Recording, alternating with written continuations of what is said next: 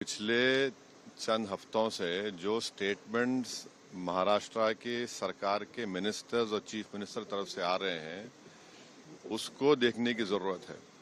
और सबसे बड़ा प्रोवोकेशन तो वो सत्ता में है, गवर्नमेंट में है, और गवर्नमेंट प्रोवोकेटिव स्टेटमेंट्स दे रही है।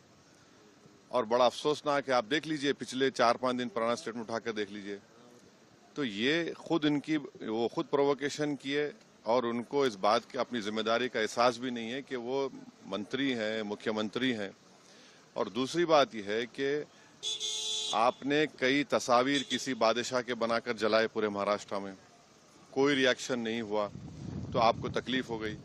तो आपने क्या किया कि कुरान की जो आयतें हैं, जो वर्सेस हैं कुरान के, जो एक कपड़े पर लिखी जाती हैं, उसको आपने जलाया।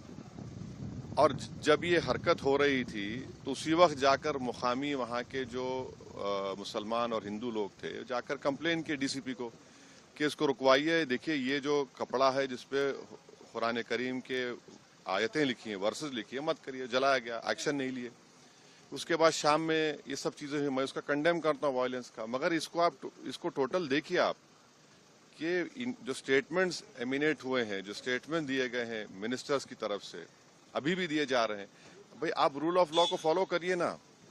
आप तो भारत के संविधान पर आपने ओथ लिया है, तो आप कैसे प्रोवोकेटिव स्टेटमेंट्स क्यों दे रहे हैं आप? भाई मुझे किसी चीज कोई चीज पसंद नहीं है, आपको कोई चीज पसंद नहीं है, तो कोई भी अपनी नापसंद का इजहार कानून को हाथ में ले करेगा क्या? ये देखने की जरूरत है। तो ये बहुत गलत हो रहा है, सरकार की जिम्मेदारी है, ये सरकार की गलती है, इंटेलिजेंस की फेलियर है।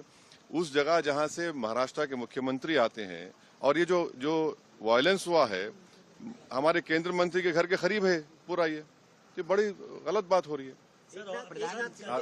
अब हो गया। सर, फडणवीस साहब ने कहा है कि ये बहुत रिग्रेटेबल है, बहुत दुख की बात है कि स्टेट एक्सचेकर से औरंगजेब के कब्र की देखभाल करनी पड़ती है। आप सत्ता में हैं, आपके जो आइडियोलॉजी है उसको बाजू रखिए। आपकी आइडियोलॉजी होने चाहिए भारत का कॉन्स्टिट्यूशन और रूल ऑफ लॉ को अपहोल्ड करना।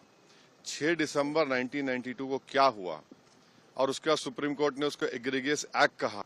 तो आप देख लीजिए, हुकूमत आपकी है, मंत्री आप हैं, रूल ऑफ लॉ आपको फॉलो करना है, और आपको कॉन्स्टिट्यूशन के लिहाज से अपनी हुकूमत चलाना है।